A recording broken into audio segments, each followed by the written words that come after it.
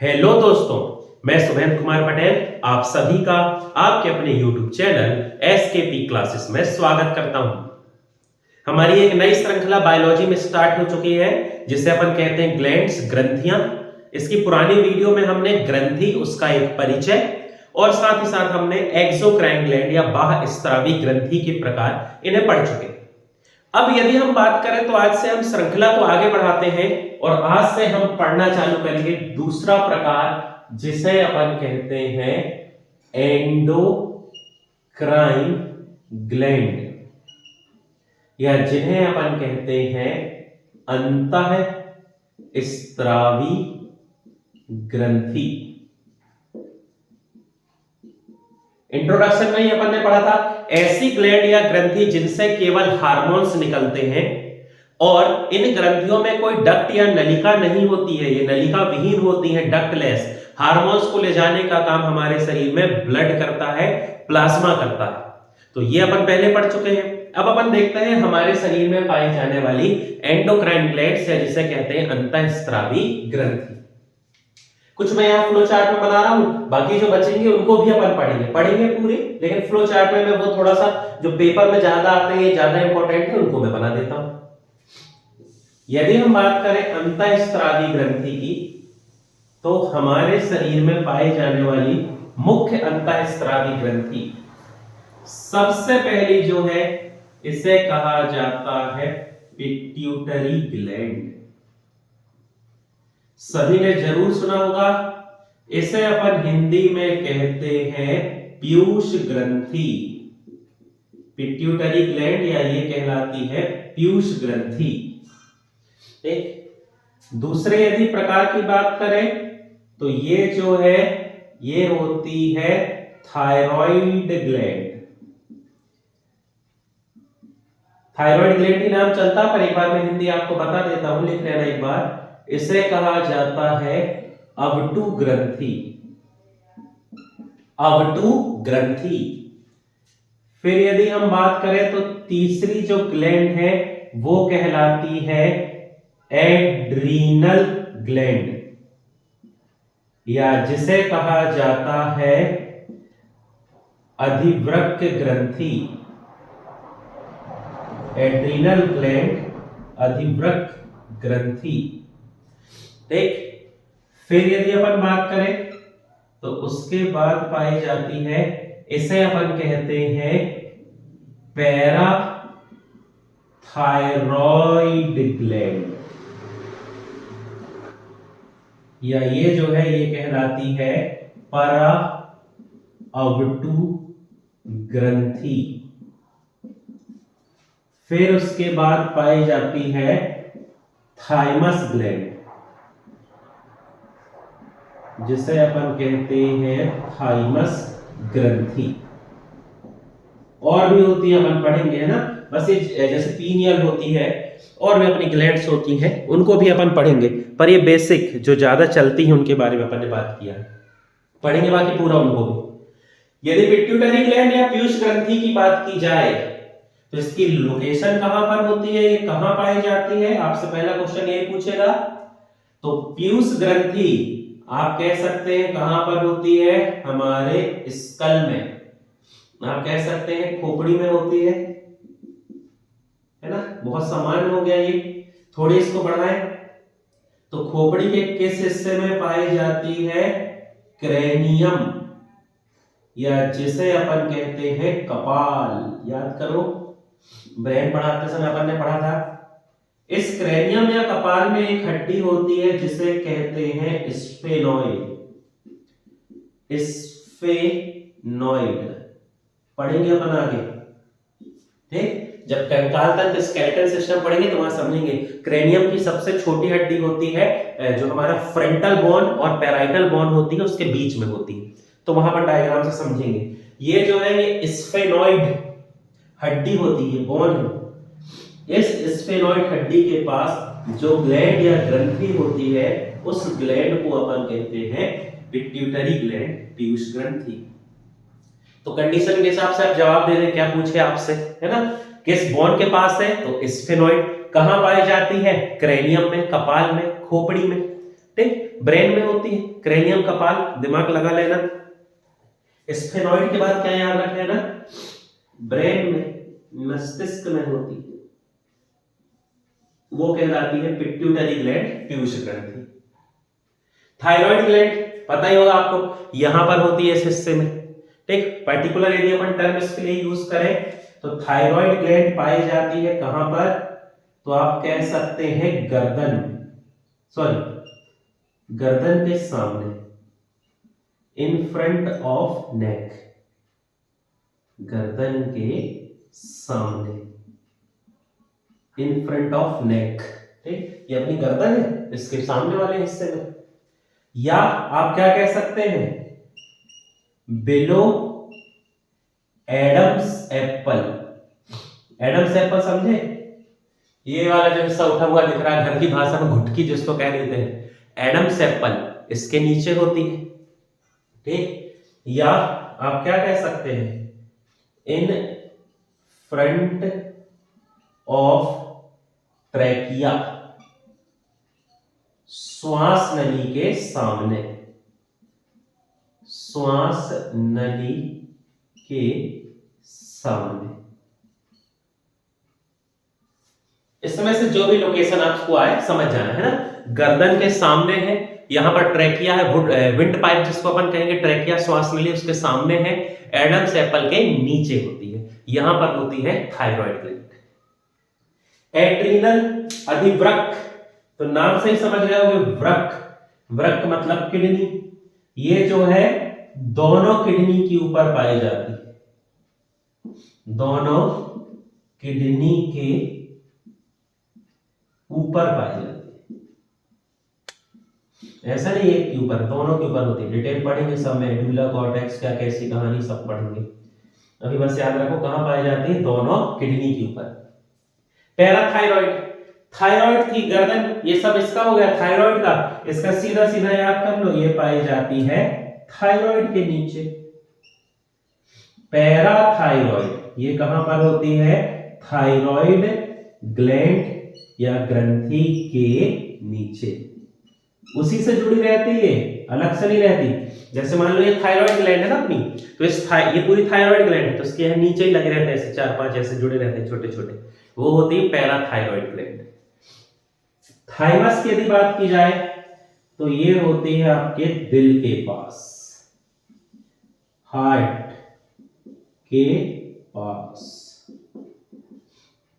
या और अच्छा कहना चाहो तो कहां पे, हमारी जो स्टर्नम है, बोलचाल में ब्रेस्ट बोन ऐसा आप कह सकते हो, चेस्ट बोन, लेकिन ये असल में स्टर्नम है साइंटिफिक नाम। इस स्टर्नम के सामने, स्टर्नम के सामने अपर चेस्ट में, अपर चेस्ट ऊपर वाला हिस्सा ये स्टर्नम है, इसके सामने यहां होती है, यहां कहीं फेफड़ों के बीच में, वो होती है थाइमस ग्लैंड। पीनियल ग्लैंड भी है जो एपिथैलेमस से जुड़ी होती है, हमारे ब्रेन में होती है, पढ़ेंगे अपन अब धीरे धीरे उनको भी आगे पढ़ेंगे। तो मुख्य रूप से जो है ये 5 हो गई, pituitary gland, thyroid gland, adrenal gland, parathyroid gland, और उसके बाद हो गई थाइमस ग्लैंड। यहां तक कोई दिक्कत, कोई समस्या नहीं होगी, ठीक। चलिए अब अपन आगे बढ़ेंगे, और आगे बढ़ के एक एक करके अपन क्या करते हैं, ये जो बची हुई ग्लैंड्स हैं इनको अब एक एक करके पढ़ना चालू करेंगे। शुरुआत करते हैं पिट्यूटरी ग्लैंड से, ठीक। चलिए पहले मैं एक कॉन्सेप्ट आपको क्लियर कर दूं, उसको भी पढ़ेंगे लेकिन सीक्वेंस है, ऐसे में गड़बड़ हो जाएगा, कौन सी चीज कहां कैसा क्या करना है समझ में नहीं आएगा, इसलिए उसको प्रॉपर में सीक्वेंस में पढ़ाऊंगा, बस अभी थोड़ा सा समझा दे रहा हूं। अपन जब नर्वस सिस्टम की बात कर रहे थे, अपन ने हमारे नर्वस सिस्टम में पढ़ा था ब्रेन, याद होगा आपको, और इस ब्रेन में अपन ने एक हिस्सा पढ़ा था जिसका नाम था हाइपोथैलेमस, याद है। ये जो हाइपोथैलेमस है इसे अपन कह सकते हैं, डायरेक्ट तो नहीं पर इनडायरेक्ट अपन कह सकते हैं, यह भी एक प्रकार की एंडोक्राइन ग्लैंड है, यह भी एक प्रकार की कौन सी ग्रंथि है, अंतःस्त्रावी ग्रंथि, ये जो हाइपोथैलेमस है, इस हाइपोथैलेमस से दो प्रकार के हार्मोन्स निकलते हैं। नाम काम सब पढ़ेंगे, अभी सिर्फ मैं आपको थोड़ी जानकारी दे रहा हूं। एक जो प्रकार है उसे कहते हैं रिलीजिंग हार्मोन, और दूसरे प्रकार के जो होते हैं उन्हें कहा जाता है इनहिबिटिंग हार्मोन्स।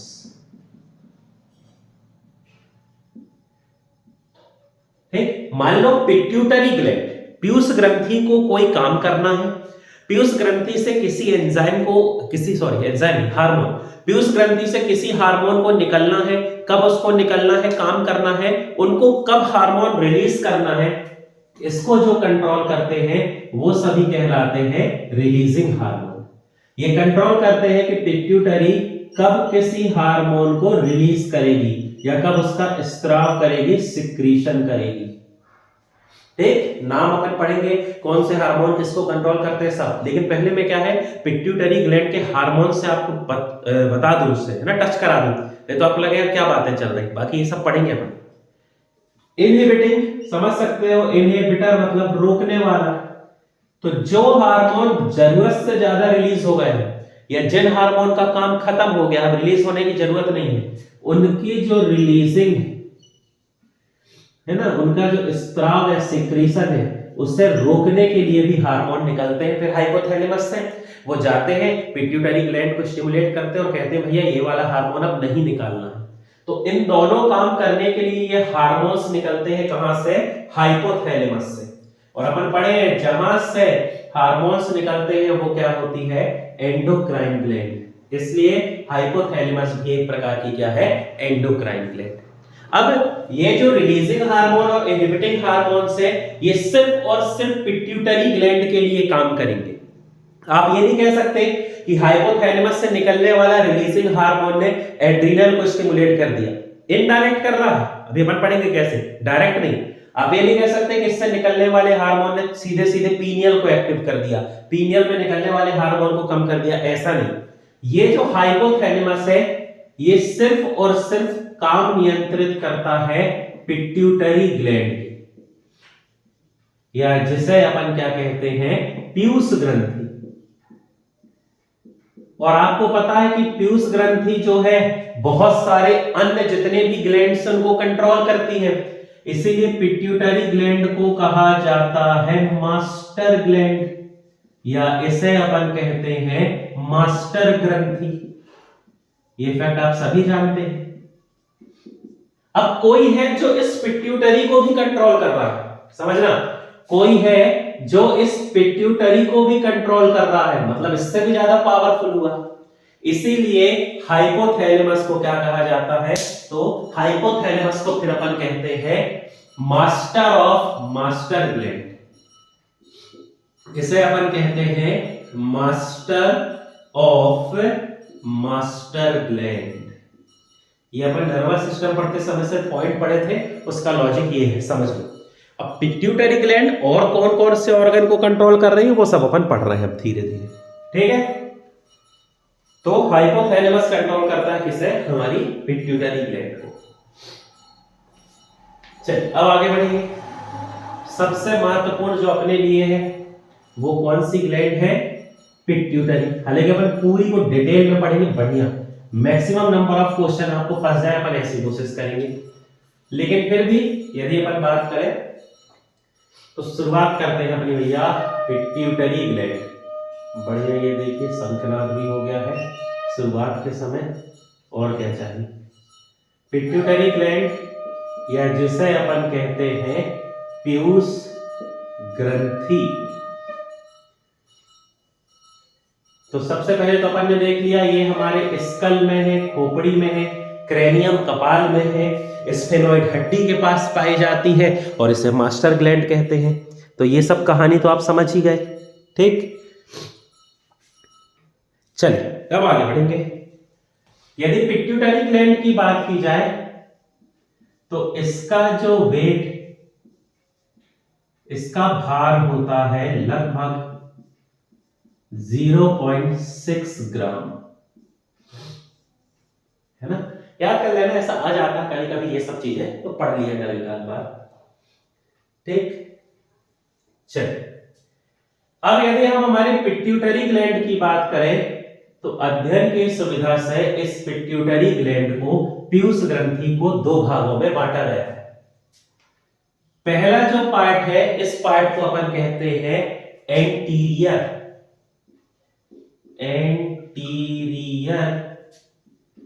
Pituitary gland.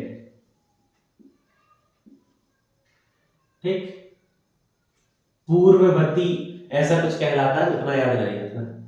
दूसरा जो है, पहला इंटीरियर है, एंटीरियर है तो ये क्या हो जाएगा, पोस्टीरियर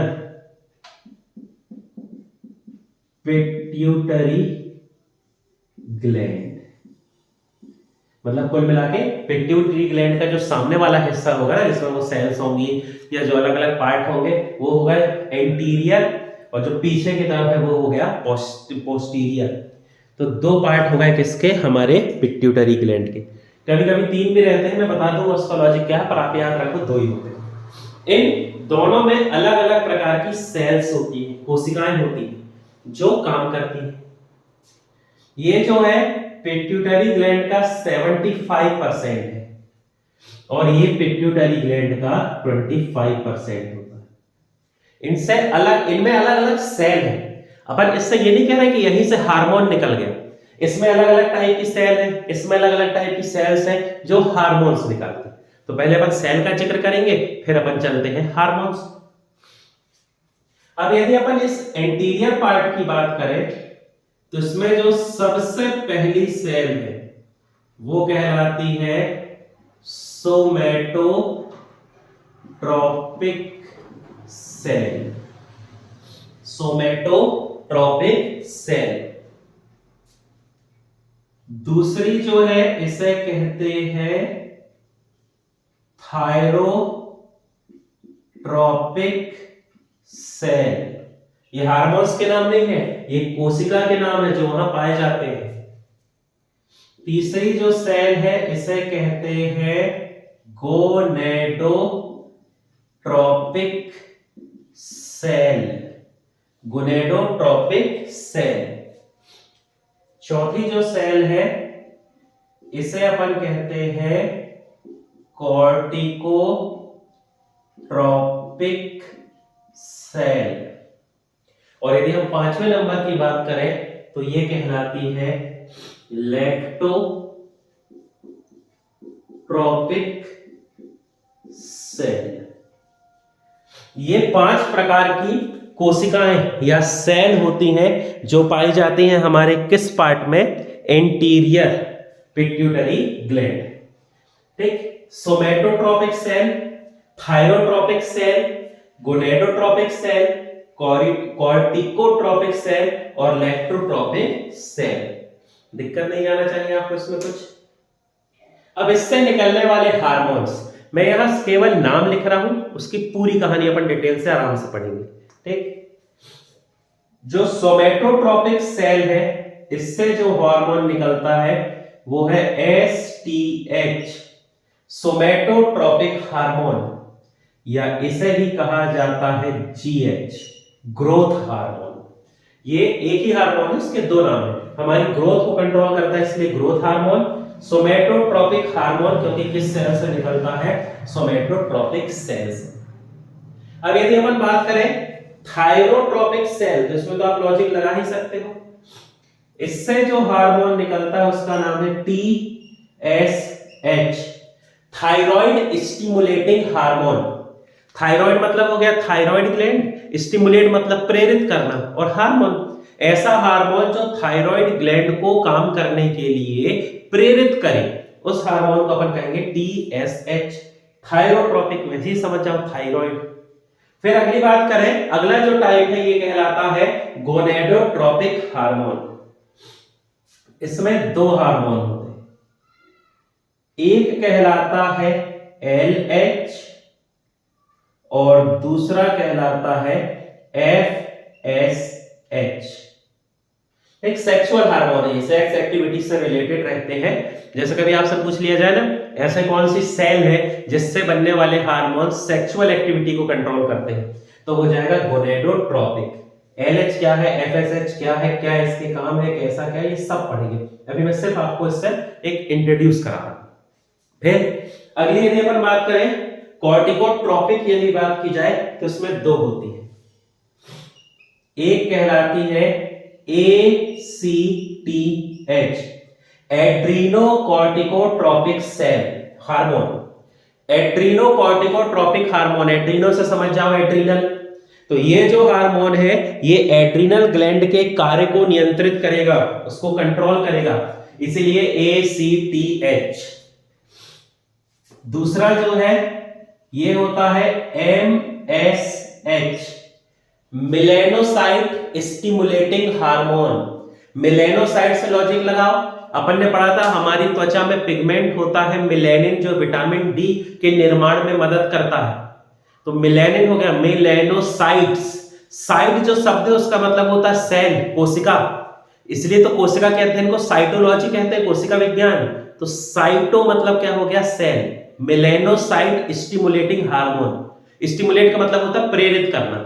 ऐसे हार्मोन जो मेलेनोसाइट सेल को मेलेनिन बनाने के लिए प्रेरित करते हैं, स्टिमुलेट करते हैं, उन्हें अपन कहते हैं MSH। ठीक, सब पढ़ेंगे अपन। फिर यदि अपन बात करते हैं लैक्टोट्रोपिक सेल की, तो इससे एक ही हार्मोन बनता है जो है PRL, प्रोलैक्टिक हार्मोन। सब पढ़ेंगे ये पूरे हार्मोन। ठीक, ये सभी जो है ये 5 प्रकार की जो सेल है ये पाई जाती है एंटीरियर पिट्यूटरी ग्लैंड में, जो कि ये पांचों सेल मिलकर इस ग्लैंड का क्या होती है, लगभग 75%। समझ सक रहे हैं, 5 ज्यादा बड़ी संख्या है, तो कितने हो जाएंगे, 75%। अब यहां पर एक ट्विस्ट आता है, समझना, ऐसा कहीं जिक्र नहीं है, लेकिन आपसे कहा जाए कि पिट्यूटरी ग्लैंड के मिडिल है ना, क्योंकि ये क्या है, एंटीरियर पहला वाला, पोस्टीरियर आखिरी वाला, यदि मिडिल लोब, या कभी कभी लिखा रहता है मिड लोब, से कौन सा हार्मोन निकलता है। पहली बात, ये जो पार्ट है ये जुड़ा हुआ है एंटीरियर पिट्यूटरी ग्लैंड से ही, उसका ही इंटरमीडिएट पार्ट होता है। लेकिन कभी कभी कॉम्पिटिटिव एग्जाम में अलग तरीके से पूछता है कि पिट्यूटरी ग्लैंड के मिडिल लोब से कौन सा हार्मोन निकलता है, तो कंफ्यूज नहीं होना, बिल्कुल नहीं घबराना, एक ही हार्मोन है। वो हार्मोन कौन सा होता है, MSH। M से मिडिल याद रख लो, मिडिल लोब, और M से ही क्या याद रख लो, MSH। यदि एग्जाम में पूछा जाए MSH किस प्रकार का हार्मोन है, तो आप कहोगे कॉर्टिकोट्रोपिक टाइप का हार्मोन है, क्योंकि कॉर्टिकोट्रोपिक टाइप की किसमें बनता है, सेल में। ऐसे कोई लिखित प्रमाण नहीं है, ठीक है। जो हमारी पिट्यूटरी ग्लैंड है, उस पिट्यूटरी ग्लैंड में एक भाग होता है इंटरमीडिया, ठीक है, इसी एंटीरियर का पार्ट होता है इंटरमीडिया, उस इंटरमीडिया में MSH बनता है।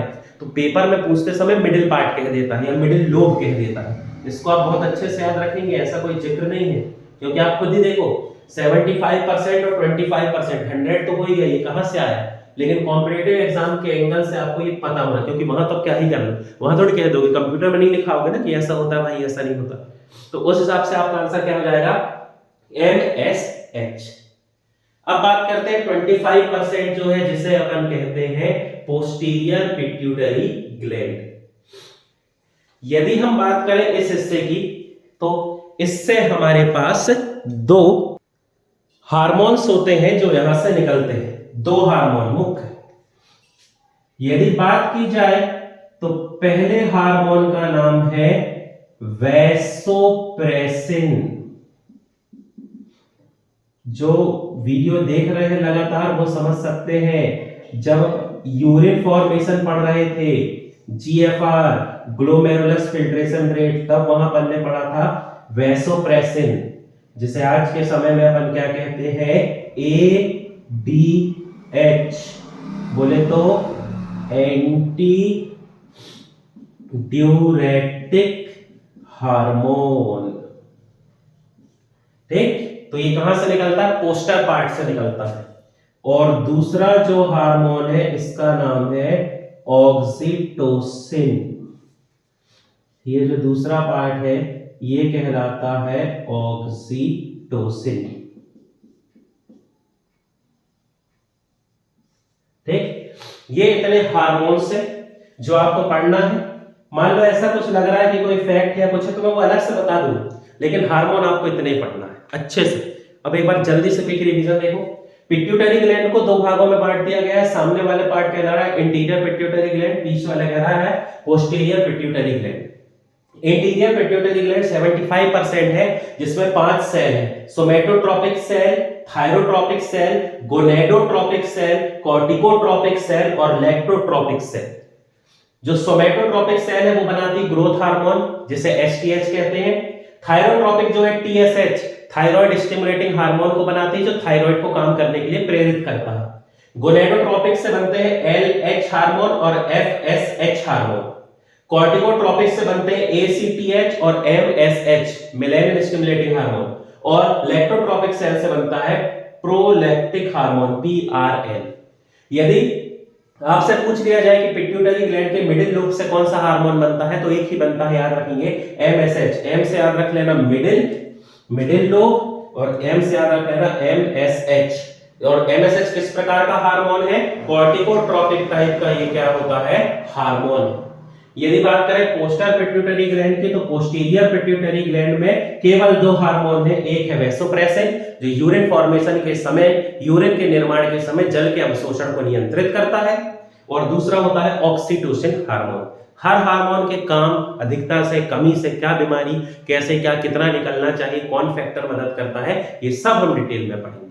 आप बस चैनल से जुड़े रहें, रोज वीडियो देखते रहें, नोट्स बनाते रहें, मॉक टेस्ट लगाते रहें। कोई भी आपको डाउट हो तो आप कमेंट सेक्शन में पूछ सकते हैं। ऐसी ही जानकारी के लिए आप हमारे चैनल से जुड़े रहें।